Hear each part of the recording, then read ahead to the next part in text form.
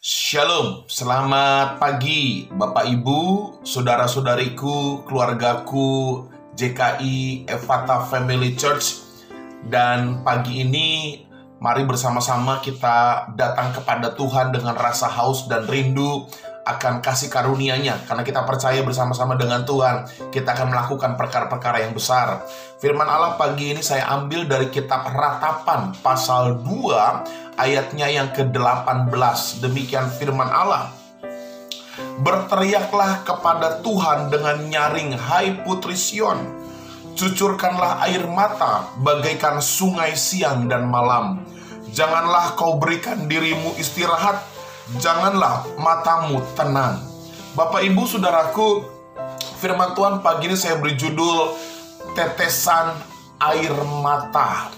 Saudara-saudara sekalian, kalau kita bicara tentang air mata, seringkali dunia memandang air mata itu sebagai kelemahan, keputusasaan, dan ketidakberdayaan. Saya katakan sekali lagi, dunia seringkali memandang air mata sebagai kelemahan, sebagai keputusasaan, dan ketidakberdayaan. Sebagai contoh, saudara, berapa banyak orang berkata, saya kan laki-laki, saya tidak boleh menangis.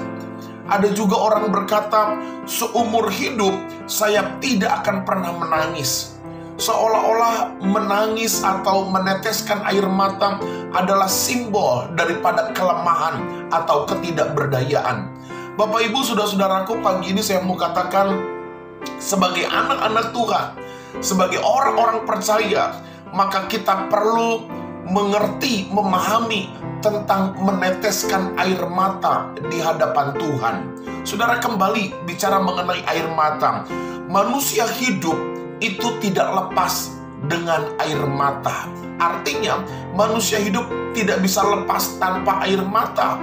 Ketika seorang bayi keluar dari rahim, dia ada di dunia ini, maka bayi itu harus menangis. Kalau bayi itu tidak menangis, dokter akan pukul bayi itu sampai menangis. Kenapa, saudara? Dengan tangisan, maka membuat jantung dan paru-parunya akan bekerja, akan sehat. Demikian juga dengan kita orang-orang percaya. Kita harus mengerti makna menangis, meneteskan air mata.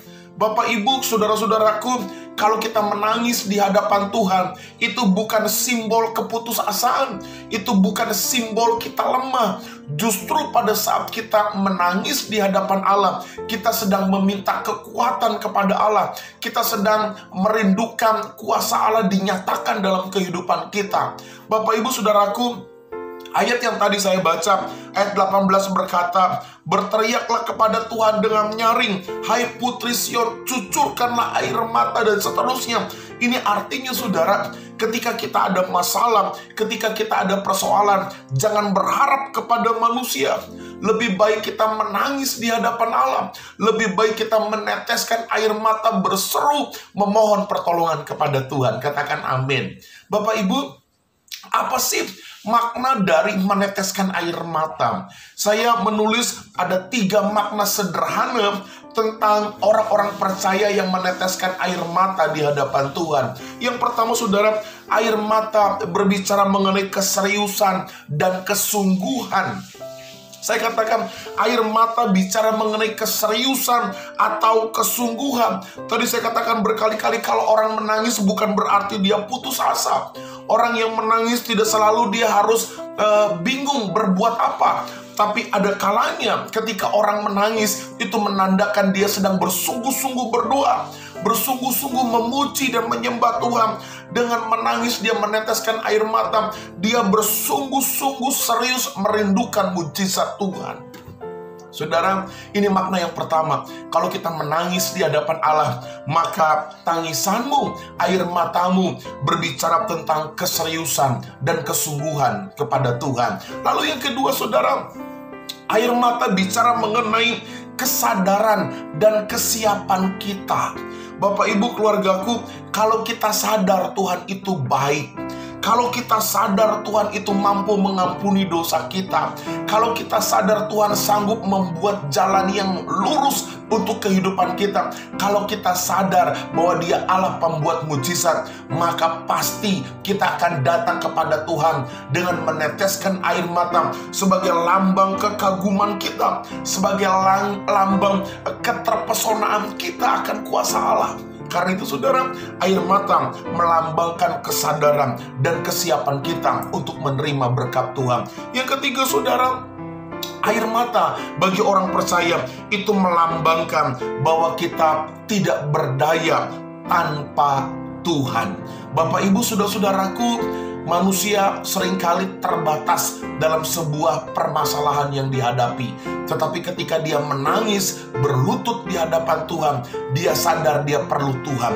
Dia tidak bisa berbuat apa-apa tanpa Tuhan. Pagi ini saudara, kalau engkau orangnya, engkau sadar, engkau tidak bisa apa-apa tanpa Tuhan, mari datang kepada Allah. Mari menangis di hadapan Tuhan, berserah penuh kepada Allah. Maka percayalah, berkat Allah dinyatakan dalam kehidupanmu. Selamat pagi keluargaku, selamat datang, selamat menghampiri Tuhan, selamat berjumpa dengan Tuhan. Biarlah setiap tetesan air matamu mendatangkan berkat dalam kehidupan kita. Shalom, Tuhan memberkati kita semua.